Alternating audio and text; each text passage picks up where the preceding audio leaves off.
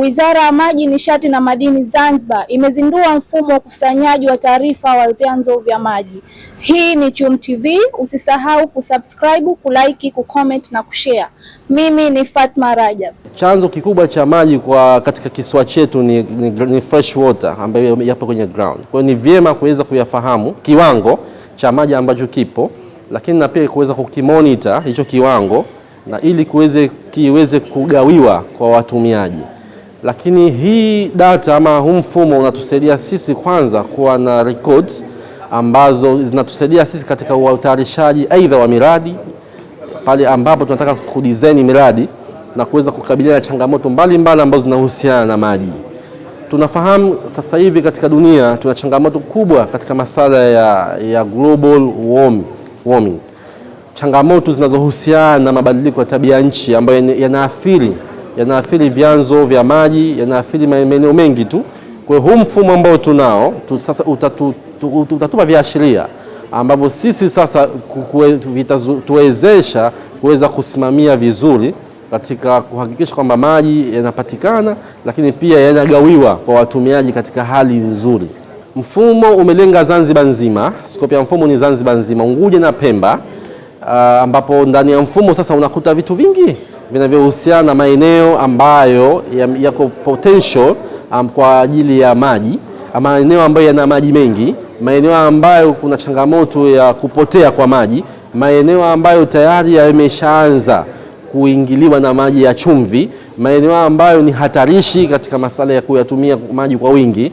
Kwa hiyo yatatupa sisi mwelekeo wa namna gani ya kufanya matumizi mazuri ya maji, lakini pia kuyasimamia vizuri zaidi. Utafiti ambao tulikuwa tunafanya ni utafiti wa maji chini ya ardhi, kwa sababu tunafahamu kwamba maji chini ya ardhi ni ngumu kuelewa yako kwa kiwango gani, yamebaki kiasi gani, yamechafuka kwa vipi. Kwa hiyo tulikuwa tunasaidia Wizara ya Maji kuelewa haswa maji walionayo yako kwa wingi gani, yanatumika vipi, ni masafi, ni machafu, tufanye nini, tuweke mikakati. Kwa hiyo kwa kipindi chote hicho, changamoto ambazo tumeweza kuwa tumezipata saa nyingine ni kwamba unapotaka labda kupima maji chini ya ardhi, namba moja ni inatumia resources nyingi, so saa nyingine sio bei rahisi sana, ni a bit expensive. Lakini saa nyingine pia unahitaji, shida ya Zanzibar kubwa ni kwamba kuna visima binafsi vingi.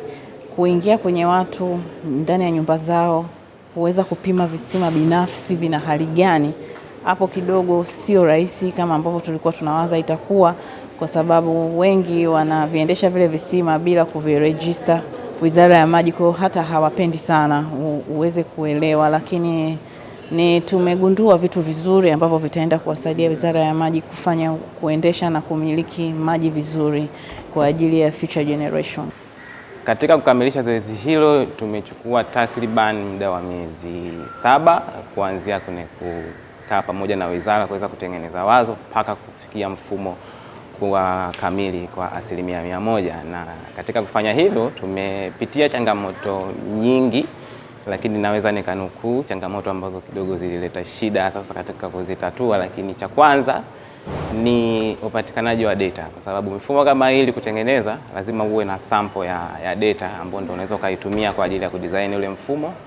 Sasa changamoto kubwa katika sekta ya maji hasa Zanzibar, data zipo scattered, yani kila mtaalamu wa Wizara ya Maji ana data yake kwenye kompyuta yake, kwa inakuwa vigumu sana kuweza kuleta wale watu pamoja kwa wakati mmoja na kuweza kuzikusanya zile data pamoja na kuweza kuziunganisha. Lakini mfumo huu ndio unaenda kuondoa hiyo chachu au hilo tatizo, kwa sababu utasaidia sasa data zote za Wizara ya Maji ziweze kuwa katika sehemu moja. Lakini kitu kingine ni katika sekta, nadhani ni uhaba wa wataalamu wa TEHAMA, kwa sababu ili mfumo itengenezwe pia lazima kuwe kuna watu wa TEHAMA wa wizara.